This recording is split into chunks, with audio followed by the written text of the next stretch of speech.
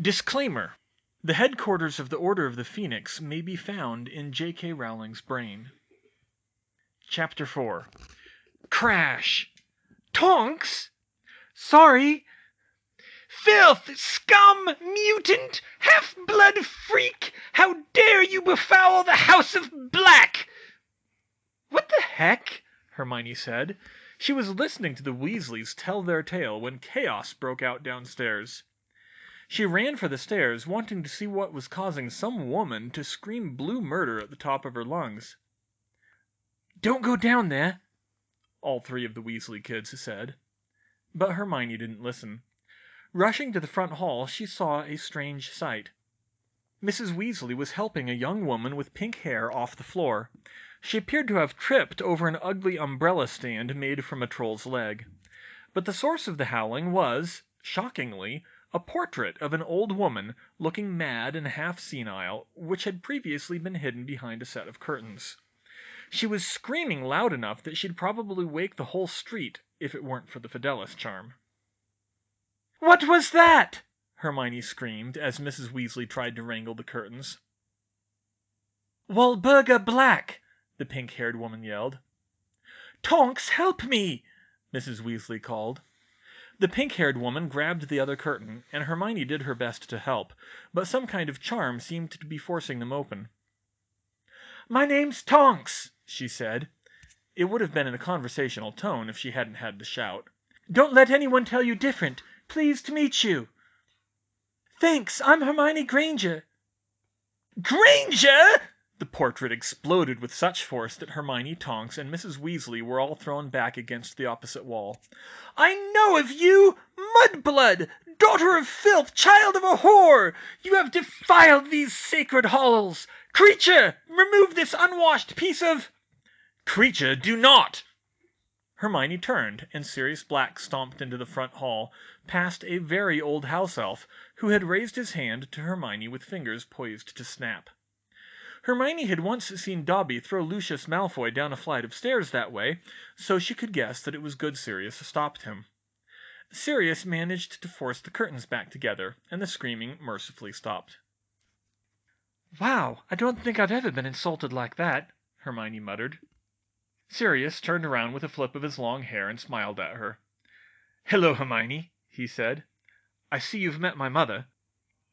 The Weasleys were right. Number 12 Grimmauld Place was not a very livable place. It had been abandoned since 1985 until this summer, when Sirius reluctantly moved back in. It was infested with pests, both magical and mundane, and filled with dark artifacts. His old house elf Creature evidently hadn't been cleaning. His mother's portrait would wake up and start screaming whenever anyone made too much noise in the front hall, and no one could figure out how to unstick her from the wall. Hermione wanted to take a crack at it, but Mrs. Weasley was strict about the no wands rule in the house. Over the next 2 days, Hermione got a crash course in the Order of the Phoenix. Apparently, it was established by Dumbledore during the last war to fight Voldemort, and then held periodic meetings that the Weasley children weren't allowed in. Not that it stopped them. "These are handy little devices," Fred told her with a grin. "Extendable ears." He held up something that looked like a rubber ear on a string. "Slip one under the door, and you can hear every word they're saying. At least as long as Mum doesn't catch on."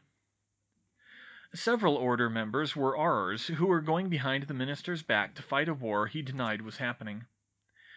Nymphadora, it's just Tonks or else, was one of them, and so were Kingsley Shacklebolt and Hestia Jones, though she didn't meet them, and the retired Mad-Eye Moody. Mundungus Fletcher, who had ditched Harry when he was supposed to be standing guard, was a petty thief and conman who had joined, on a deal with Dumbledore to keep him out of Azkaban, Hermione suspected, to pass along information from Knockturn Alley and other shady places in the magical world. Hermione's initial meeting with him had been loud enough that he kept his distance from her afterwards. Of course, she couldn't hold a candle to when Dumbledore tore into him. It was the one time she saw the headmaster over those 3 days, and she was reminded why the old man was the only person Voldemort feared. Harry's neighbor, Arabella Figg, was a squib, and thus could nose about in the Muggle world without being noticed. Since squibs weren't highly regarded by most wizards, she was easy for a sympathetic figure like Dumbledore to sway. A few members, like Professor McGonagall and Elphias Dodge, were personal friends of Dumbledore, and the rest seemed to be talented students whom Dumbledore had recruited straight out of Hogwarts in the 70s. According to Remus, he, Sirius, and Harry's parents had been in that last category. Hermione hadn't met most of the Order yet, but she overheard Mr. and Mrs. Weasley speaking in hushed tones about a meeting when everyone was coming in for Harry's arrival. Mrs. Weasley would need to cook dinner, so it was hard to keep it entirely secret. The Weasley kids didn't know much about what the Order was doing, although they could surmise some of them were keeping tabs on suspected Death Eaters, some were on recruiting, and some were assigned to guard duty, presumably guarding Harry. Hermione passed along what she found out to Harry through Dobby when Mrs. Weasley wasn't looking. The real sore spot in the household was Percy.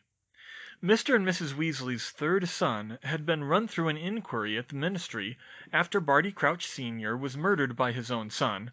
That much truth was in the official story. And Percy, his personal assistant, had never noticed a thing. Amazingly, Percy had survived the inquiry, but only by yoking himself to Minister Fudge and his line that Voldemort couldn't possibly be back, and that Dumbledore was just stirring up trouble. Long story short, Percy had told his father it was a bad idea to tie his fortunes to Dumbledore, and when he failed to convince him, Percy walked out.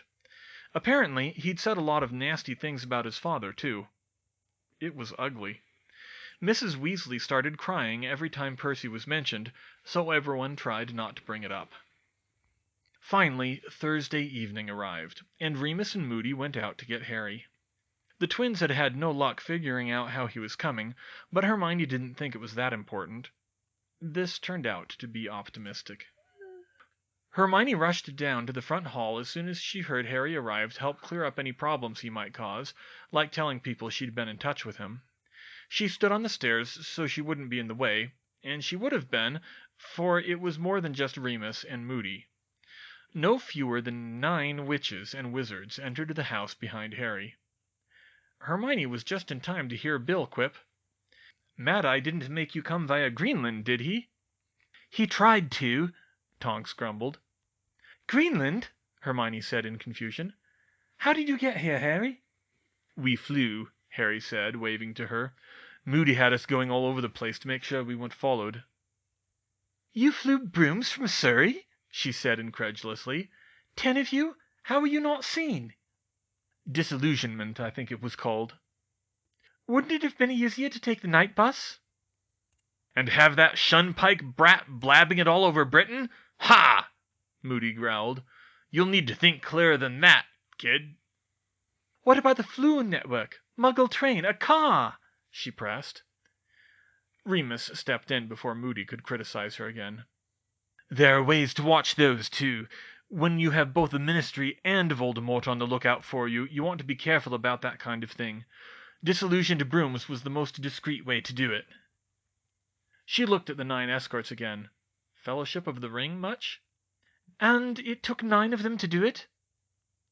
"Uh-huh," Harry said.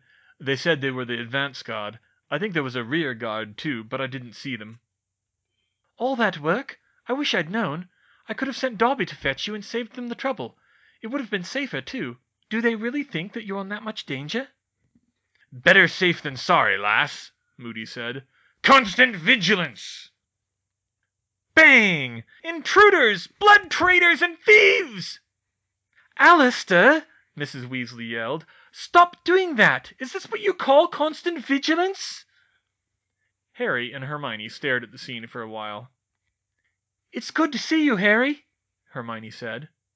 "You too, Hermione." She hugged him and ushered him forward. "Come on! The Weasleys are all upstairs." "What was that with the painting?"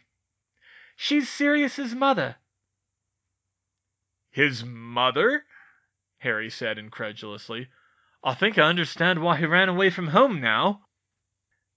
"Everybody, Harry's here!" Hermione called when they reached the second floor. Ginny ran out from her and Hermione's room and went full tilt at Harry, but unlike Hermione, Harry was ready for her. He not only caught her, but he actually picked her up and twirled her around before giving her a good long kiss. Ron coughed to break it up as soon as he saw it, before they could really go overboard. Ginny wasn't quite 14 yet, after all.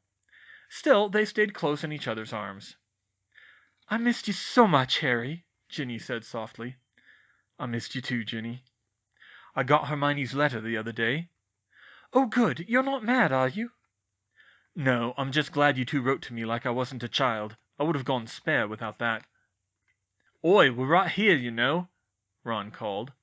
Harry laughed and pulled back from Ginny and gave Ron a typical man hug. "It's good to see you too, mate," he said. "It wasn't the same without you," Ron replied. "Sorry for not writing more, but you know how our mum is." Harry nodded resignedly.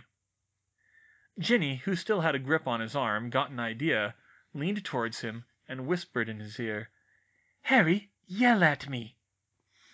"What?" he said. "Yell at me. Pretend I didn't send you any letters because Mum stopped me." Harry stared at her in bewilderment. "But why?" "Because Mum doesn't know I did. I want to teach her a lesson." Are you sure that's a good idea?" "Yeah, are you sure? Even I don't know if it's a good idea to fool Mum like that," Ron cut in. "Maybe not, but she still needs to learn her lesson," Ginny said. "It's not just about keeping us apart, Harry. What right does she have to keep you in the dark like that?" "Well, when you put it that way, okay then." Harry could agree with the last bit. He thought for a minute and awkwardly raised his voice. "So why does Dumbledore want me in the dark?" he said. "Did you even bother to ask?" "We tried," Ginny insisted. "He's only been around a couple of times, but we told him we wanted to tell you what was going on. He said it was too dangerous because owls could be intercepted." "That doesn't explain why he didn't contact me himself. He must know ways to send messages without owls." "Hermione can do it, and Dumbledore's smarter than she is, I think." "Why should you all get to know what's happening when I can't?" "We don't know much either. Mum won't let us near the meetings, even the twins. She says we're too young." "Yeah, big deal," Harry said, louder. "So you haven't been in the meetings. At least you've been having fun here. I've been stuck with those idiot Dursleys all summer." "Ginny, this is a mistake," Hermione whispered. Harry was bringing up real grievances. Ron gave Hermione a nervous look, but he didn't say anything. But Ginny held up her hand for her to wait while making a keep-it-going motion at Harry, like she was directing a film. "I know, but—" she started. "I saved Dudley's sorry soul from Dementors when it was his fault we were both in danger in the first place," Harry shouted, loud enough for the whole house to hear now. "What thanks did I get? Stay in your room and don't cause any more trouble. Who fought off Voldemort 3 times? Who fought a dragon and killed a basilisk? Who saw him come back and had to escape? Who saved you from that diary? Me!" Hermione gasped. He was actually bringing up the diary? She didn't care if it was an act. That had to hurt Ginny. "Oi! Don't talk to Ginny like that!" Ron yelled. "Shut up, Ron! All that, and I'm the one nobody tells anything to. No note the past 3 days after I just got attacked again? I didn't know if you were all right. Just a stay in the house and don't cause any more trouble." Fred and George popped into existence behind Hermione, making her jump. They'd been apparating everywhere, now that they were allowed to use magic, just because they could. It was getting annoying. "Whoa, what's going on?" Fred in surprise. Break it up, George yelled. "Wait!" Ginny held up her hand. "What?" "Shh!" She held a finger to her lips and winked at them. They knew a prank when they saw one, even if it was probably a bit mean-spirited for their tastes. "She wants to teach your mum a lesson," Hermione whispered. They raised their eyebrows, but before they could speak, Ginny said, "Harry, we really wanted to write you, but—" "Can't have wanted too bad, or you would have found a way, but Dumbledore made you swear." "We tried, but Mum said—" Somewhere in the back of her mind, Hermione had to think this act might not be believable. Ginny wasn't shouting back. "I've been stuck at Privet Drive for 4 weeks nicking papers out of bins to try to figure out what's going on, and that was before I had to worry if you'd been attacked too." I was all right, Harry. I wanted to tell you. You know what? I don't want to hear it, Ginny. Just don't talk to me. Harry walked over to the door. Wham! He slammed it as hard as he could, but without leaving the room. How was that? He asked. Not bad, Ginny said appreciatively. We'll make a Weasley out of you yet. I still kind of want to hit you, Ron said. Wow, Gin, don't you think that was a little much? Asked George. Ginny shrugged. Stopping me from writing Harry at all this week was crossing a line, she said. For both a friend and a girlfriend. Mum needs to understand that. All right, but don't come running to us when this all comes out, Fred said. Hermione was gaping at the Weasley clan. She was now worried about this for a much more serious reason. None of them, nor Harry, seemed to be concerned about the very real injustices Harry had faced in all this. Harry, we're really sorry, she said tearfully. If we had any idea you were taking it that badly... It's okay, Hermione, he cut in. I didn't mean that. Well, I kinda did, but not enough to scream at you like that. I'm madder at Dumbledore for not letting you tell me anything important. Not to mention your relative's house was supposed to be safe, Hermione said. That was what really made her blood boil. Dumbledore had sent Harry to the Weasleys for a month, where she knew they were emotionally abusive at the very least, and everybody else went along with it because it was supposed to be the best way to keep him safe from Voldemort, the blood wards tied to his mother's self-sacrifice. But they certainly didn't save him from the Dementors. Yeah, that was a problem, Harry admitted. And then the Ministry trying to expel me. Anyway. They were interrupted by a knock at the door. Kids, do you know where Harry went? It was Sirius's voice, sounding concerned. I need to talk to him. Harry bounded to the door and opened it. Sirius, he said excitedly. Harry, are you all right? I had no idea you were taking things this badly. It's not that bad, he assured him. The fight was Ginny's idea. Huh? It's a prank on Mrs. Weasley. Oh, seems a little mean, even by my standards. That's what I thought, Harry whispered. But you don't want to argue with the girlfriend. I heard that, Ginny called. In the heat of the moment, neither of them noticed Harry's choice of words. Although I do have a few questions about what Dumbledore's playing at, Harry added. Let's talk then. Hermione and the Weasleys watched Harry go off with Sirius for a chat. Finally, Hermione broke the silence. Are you okay, Ginny? Harry said some nasty things about you. It's fine, she said, even though she looked a little shaken. The bits that were true were Dumbledore's fault. He knows I told him everything I knew. I kind of feel like a jerk now, Ron said softly. I just went along with it and didn't write him much. I've been trying to be a better friend after last year. Ginny, to her credit, didn't make a dig at her brother. I don't think he's too mad at you either, Ron, she assured him. I made sure he knew we were in the same boat. Ron smiled a little. Thanks, Gin. Sirius led Harry from the second floor up to the fourth, where he let them into a large bedroom. The room was decorated like a cross between the Gryffindor dorms and a Muggle university dorm, all in Gryffindor colors and with unmoving Muggle posters of bikini-clad women. My old room, Sirius explained. By the way, if you find a locked door, don't try to force it.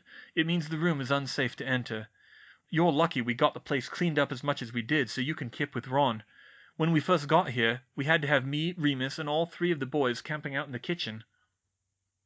That bad? Harry said, even though he knew part of that from Ginny. Worse. Rats, tarantulas, ghouls, doxies, pests breeding everywhere.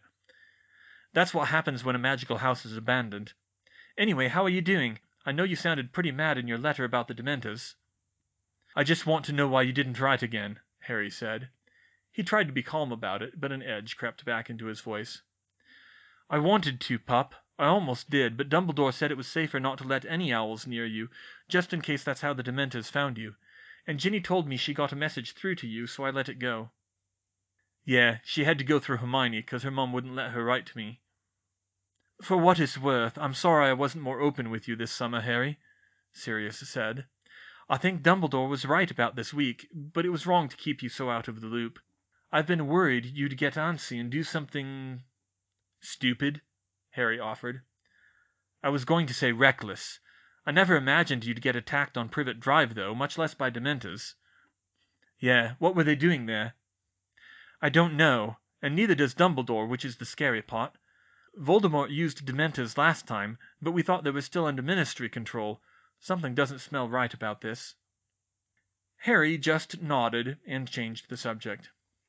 So why didn't Dumbledore want me to know anything? To be honest, I'm not sure myself. Obviously, there are some things it's safer if you don't know. Secrecy's important in war. But I think he's being a little paranoid about it, and I told him so. What did he say to that? Gave me a vague answer and changed the subject. Ah, so he did what he usually does, Harry concluded. Yeah, pretty much. But I'm putting my foot down this time. You were right down there. You've got more right to know this stuff than anyone. Tonight you can ask us anything you want about the Order, at least until someone sensible like Remus says otherwise. Harry smiled a little at that. Thanks, Sirius, he said, hugging his godfather. While Sirius and Harry were catching up, the Weasley kids and Hermione were trying to find out what was happening at the meeting. Presumably, Remus would tell Sirius the details later. Watching the kitchen door from above on the stairs, and dropping one of the twins' extendable ears, they tried to get word of Snape's report. Apparently, Snape didn't come around very often, seeing as he was Dumbledore's spy among the Death Eaters, so this was a big deal. Unfortunately, Mrs. Weasley had charmed the door imperturbable. "Can't you break through that, Hermione?" Ron asked. "Maybe," she said. "But even if your mom didn't notice, I'm sure Bill would." She could understand their frustration. She'd only been here a few days, and Mrs. Weasley's determination not to let them know what was going on was already getting on her nerves. They remained unsuccessful by the time the meeting broke up, and the various members poured out of the kitchen. Snape took no time getting out of there, striding up to the front door and making his exit, his robes billowing behind him. "How does he get his robes to do that?" Hermione wondered. "We've been wondering that for 6 years," Fred answered. "We think it's some kind of dark wizard trick," George added. "Kids," Mrs. Weasley called up the stairs. "Don't think I don't see you up there. Come on down. We'll be having dinner in a moment." They descended the stairs to the kitchen. From the look of things, Tonks was staying for dinner along with, Merlin knew why, Mundungus Fletcher. And Remus, of course, but he, unofficially, lived there anyway. It was better than any flat he could hope to get on his own. If it weren't for Sirius, he wouldn't be doing very well right now. Apparently, some woman named Umbridge at the Ministry had pushed through a bunch of anti-werewolf laws in response to Remus being outed as a werewolf last year whilst teaching at Hogwarts. Harry and Sirius were a little late in returning, but they looked like they had reached an understanding. However, when Harry came down the stairs, Ginny deliberately kept her distance from him, and he followed her lead. Mrs. Weasley gave the two of them a very uncomfortable look. "So, Harry, tell me exactly how you got here," Hermione said, before things could get too awkward. "It sounds like you took the long way around." "Yeah, pretty much. So, Uncle Vernon was under the impression that he was a finalist for the All-England Best-Kept Suburban Lawn competition this evening," Harry said, with a sly glance at Tonks. "In the middle of a drought?" Hermione said incredulously. "He actually bought that?" "Yeah, and here's the best part. All month he and Aunt Petunia have been gossiping about their neighbors wasting water on their lawns." Hermione and most of the table laughed, even if she didn't think it was that funny. To hear Harry talk about it, his relatives were a bunch of clowns. But he had confided to her once how awful they were when he was younger. Hence why he wanted to spend as much time as possible with Sirius. Harry explained how the advance guard had come to pick him up and fly him to London, except that Moody was too paranoid to fly in a straight line. It seemed overcomplicated to Hermione, but it was over now, so it didn't much matter. Ginny mostly amused herself by asking Tonks to make funny faces. Tonks was a metamorphomagus, meaning she could change her appearance at will, a talent she liked to flaunt to anyone who was interested. However, Hermione's ears perked up when she heard the name of Ludo Bagman from Bill Weasley. "Ragnar's still pretty mad about him," he said. See, Ragnar's brother was one of the goblins Bagman owes all that gold to. He's not too keen to help the Ministry because Bagman was their man, but I'm not sure if he believes Dumbledore's line on you-know-who either." "So no one's heard from Bagman, then?" Hermione asked. "Not since June. Disappeared from the Ministry and everything. You haven't heard anything, have you?" "No, nothing." Ludo Bagman had lost a lot of money in unwise betting decisions last year to Hermione, Fred, and George, and worse, to a trio of goblins from Gringotts. The goblins weren't forgiving when he couldn't pay up. "I was hoping that book I gave him would do something, but I guess it was a long shot." "What book?" Mrs. Weasley asked. "Oh, before Bagman left Hogwarts, I had Dobby slip a book into his travel bag. I was just a bit miffed because that maze he built gave me nightmares, and I thought turnabout would be fair play." Sirius raised his eyebrow at her as he made the connection. "You cursed a book?" he said. "Oh, no, it wasn't cursed. It was the complete works of H.P. Lovecraft." "What? You didn't?" Remus gasped. "Oh, Merlin, that's just evil," Tonks said. "My dad had a copy of some of those. I had nightmares for a month." "That scary?" Sirius asked. "Well, I wouldn't say so now," Hermione answered, "but I sort of gave him the impression that the stories were true." "You didn't!" Tonks said, while Remus howled with laughter. "Oh, I did, but if the nightmares aren't bad enough to send him running back, it won't do much good." She sighed theatrically. "Maybe I should consult my copy of the Necronomicon." Remus stopped mid-laughing with an unmanly squeak and clutched at his chest, and Tonks paled albino white all the way to her hair and fell out of her seat. Hermione started laughing. "I'm kidding! Honestly!" Sirius roared with a laugh that sounded like barking, and it set off the rest of the table. Even Mrs. Weasley chuckled a little, although she tried to stop herself. "That was brilliant, Hermione!" Sirius gasped. "I don't know what it was, but it was the best prank I've seen all week." "About gave me a bloody heart attack," Remus grumbled. "What that muggle thought magic was like, I'd take Voldemort himself over most of the monsters in that book." That comment left Hermione, Remus, and Tonks trying to explain to the shocked Weasleys just what was so horrifying about the Call of Cthulhu. Eventually, the conversation moved on, but the big confrontation came after dessert. "All right, Harry," Sirius said. "I'm sure you have a lot of questions by now, so ask away." "Excuse me?" Mrs. Weasley said. "What's Voldemort doing, for starters?" Harry said. "Ginny, Ron, and Hermione told me what they knew, but that wasn't much." "And for good reason," Mrs. Weasley cut in. "You're all too young to be in the Order. You don't need to be worrying about those kinds of things." "And what are we, chopped liver?" Fred called. "We're of age, and we haven't got any answers out of you lot all summer." "Well," Sirius started, but Remus cut him off. "That's between you and your parents," the werewolf said calmly. "But they do have a point, Molly. You can't expect them to stay here all summer and not ask questions." "That doesn't mean they have a right to expect answers," Mrs. Weasley shot back. "Harry has more right to those answers than anyone," Sirius growled. "He's the one who saw Voldemort come back, you know." Mrs. Weasley shuddered at the name, but she held her ground. "Except for the bit where Dumbledore told you not to tell Harry anything more than he needs to know," she said. "I know that, and I'll definitely be taking that up with Dumbledore, but—" Most of the kids were watching the exchange like a tennis rally, but Hermione's mind tuned out and started turning over that statement. Dumbledore wanted to keep Harry on a need-to-know basis, regardless of the owls? Why? Did he not trust him to keep a secret? Harry was a bit slower on the uptake, but he started to realize the same thing, if his face was any indication. "Not a child!" Sirius yelled as Hermione turned back into the argument. "He's not an adult either!" Mrs. Weasley snapped. "He's my godson. He stayed with me last summer, if you'll recall." "He's as good as one of ours, too, isn't he, Arthur?" Mr. Weasley took a moment to clean his glasses, giving himself time to collect his thoughts. "Dumbledore knew Harry wouldn't be able to stay at headquarters without getting a general picture of the situation," he said. "He doesn't need to know all the facts, but he has a right to that much."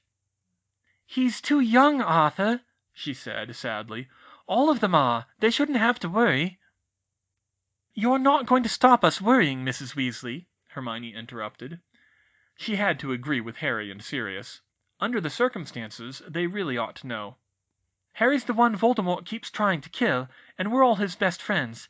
I don't see how it can get much worse to worry about." "You didn't live through the last war, dear," Mrs. Weasley said coldly. Hermione didn't have a response to that. "I think Harry's old enough to decide for himself," Remus said. Mrs. Weasley deflated. She could tell she was outnumbered and that Remus was playing the moderate voice. "Fine, but on your head be it." She wagged her finger at him. "Dumbledore must have had a good reason for not wanting Harry to know too much." "He didn't even tell them why?" Hermione wondered. "Wow, he really does do that to everyone, doesn't he? Ginny, Ron, Hermione, Fred, George, you can all go to bed. Now," Mrs. Weasley continued. There was a lot of shouting from the younger Weasley kids and their mother. Hermione just stayed in her seat defiantly until it died down. "You can't stop Fred and George, Molly," Mr. Weasley told her gently. "They are of age." "Oh, all right then. Ginny, Ron, Hermione?" "I'm not leaving," Hermione said. "Excuse me? I'm staying here." "You most certainly are not." "You can't order me out," she said, still not raising her voice. The Weasley kids uttered a soft gasp. Molly Weasley was not accustomed to being stood up to like this. "I can't, can I?" she said warningly. She loomed over Hermione in her seat. "You're not of age. You're too young and—" "Mrs. Weasley!" Hermione snapped. She stood up and faced her. "You are not my mother." A stunned silence gripped the room. "This is Sirius's house. He's acting in loco parentis for me. That means he decides where I can and can't go and what I can and can't do. Legally, you have no say." No one spoke. Everyone seemed to be expecting an explosion. But instead, Mrs. Weasley seemed to be on the verge of tears. I'm just trying to do what's best for my family," she said shakily. "And Hermione, I know you have two wonderful parents of your own, but I do care about you." If she was trying to make Hermione feel guilty, it was working. She probably had been a little too harsh just then. But it wasn't enough to make her back down. She continued to stand her ground. "If you're so determined to stay, I suppose I can't stop you," she answered. "But Ron—" "Mum," Ron jumped in, but his mother's sudden tears gave him pause. Instead of the angry retort he had no doubt been preparing, he tried to reason with her. You know Harry's not going to keep his secret from us, don't you? I mean, we've been in the thick of it with him half the time, whether we wanted it or not." Mrs. Weasley didn't acquiesce straight away. She looked between Ron and Harry questioningly, and she shot a vaguely accusing look at Harry for going against her wishes. "You'll tell us, won't you, Harry?" Ron asked. Harry nodded to Ron, but it was more complicated with Ginny. He and Ginny looked at each other with expressions of feigned annoyance, keeping up their act. Mrs. Weasley's eyes focused on Ginny. This was the moment of truth. If Ginny was the only one excluded from this, it wouldn't be pretty. Would she give up her cruel prank for this? Hermione thought it might be better if she did, but when she saw the worry in Ginny's eyes, she couldn't hold back. "I'd tell them both anyway, Mrs. Weasley," she said. "Ron's right. We've all been in the thick of it before. I know you don't want your children to be caught up in this, but it's too late for that." Mrs. Weasley sat down, tearful and defeated. "This was supposed to be over and done with before," she muttered.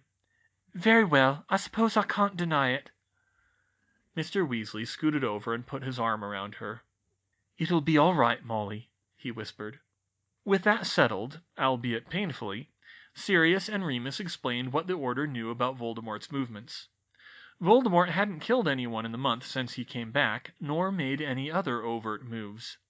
His power base was weakened after 13 years of being dead, and all his followers abandoning him. Thus, he had intended to kill Harry in that graveyard and keep his return completely secret while he built up again.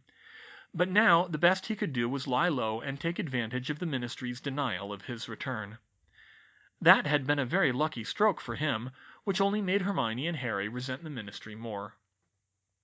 When Harry came back from the graveyard and told his story, Dumbledore had started to rebuild the Order of the Phoenix within the hour, and so the two enemies hit the ground running at the same time. Now, the Order was trying to derail Voldemort's plans. He was recruiting the more unsavory sorts of wizards and magical creatures, and Dumbledore was trying to dissuade his potential recruits. Unfortunately, Fudge was afraid Dumbledore was trying to create a scare so that he could take over the Ministry, which sounded completely paranoid, but nothing would convince him otherwise. He was scared of Dumbledore's brilliant mind, and he was even more scared of the prospect that Voldemort could be back. So scared that he simply refused to believe it.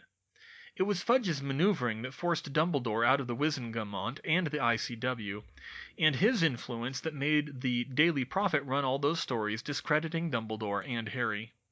Thanks to him, Sirius was practically the only other person in the Order who could get away with publicly proclaiming the truth, and even that was risky. Fudge could have him charged with sedition, or at least being a public nuisance. But there was one last bit that Hermione and the Weasleys had not even heard a whisper of. According to Sirius, Voldemort was after something. "Like a weapon," he said. "Something he didn't have last time." "What kind of weapon?" Harry asked. "That's enough!" Mrs. Weasley jumped in. She seemed to have collected her wits about her again, because she was being very firm. "You've given Harry enough answers, Sirius. This is definitely Order members only." "Well, where do I sign up?" Harry said hostilely. "The Order is for overage wizards only," Remus said. "Wizards who have finished school," he added to Fred and George. "Make no mistake, this is war. There are dangers you haven't any idea about, any of you. You're too young, and Molly's right, Sirius. This isn't something the children should know." "Fair enough," Sirius agreed. "Good, then it's time for bed," Mrs. Weasley said. They acquiesced and went upstairs, but Hermione stopped to talk to Remus first. She knew it would be useless to talk to any of the other adults in the house. Remus seemed to be de facto in charge of Order business, and he sounded the most fair of any of them. "Professor Lupin," she started. "You can call me Remus, Hermione. I'm not your professor any more." "Remus, Look, Mrs. Weasley is right. I don't know what it's like to live through a war. But I do know what it's like to almost lose my best friend. I know what it's like to almost be eaten by a giant snake and attacked by a dark wizard. I don't know what it's like to lose a parent or anyone close to me, but I do know what it's like to almost get my soul sucked out by a Dementor. I'm smart enough not to speculate on which is worse, but I have a hard time imagining anything worse. Now, is that being wise or blissfully naive?" Remus stared at her for a minute and sighed. "You have been through far more than you should have had to, Hermione. More than many adults. But this isn't your fight. It will be, some day soon, I fear, but not yet." "It is my fight now," she protested. "Voldemort knows me. I hexed him in the face twice when he was still a spirit, and he tried to kill me and my friends several times." "You're not going to change my mind, Hermione. You're too young to fight." She shook her head. "It's not about actually fighting, Remus. I won't be in England anyway, but I can still be useful. I can invent spells. I can invent spells even Voldemort hasn't dreamed up. In fact, I'll be inventing spells anyway, but I could be more useful if you told me what sorts of things you might need. I just can't sit on my ass safe and sound in France while you're all in danger." Remus stared at her another minute and sighed again. "I'll take it up with Dumbledore. I can't promise more than that. Maybe he'll have a useful project for you to work on." "Thank you. That's all I'm asking." "Very well. Good night, Hermione." "Good night, Remus." "Oh, and don't judge Mrs. Weasley too harshly," he told her. "She lost both of her brothers in the last war. They were both in the Order. It's incredibly brave of her to come anywhere near this place after that."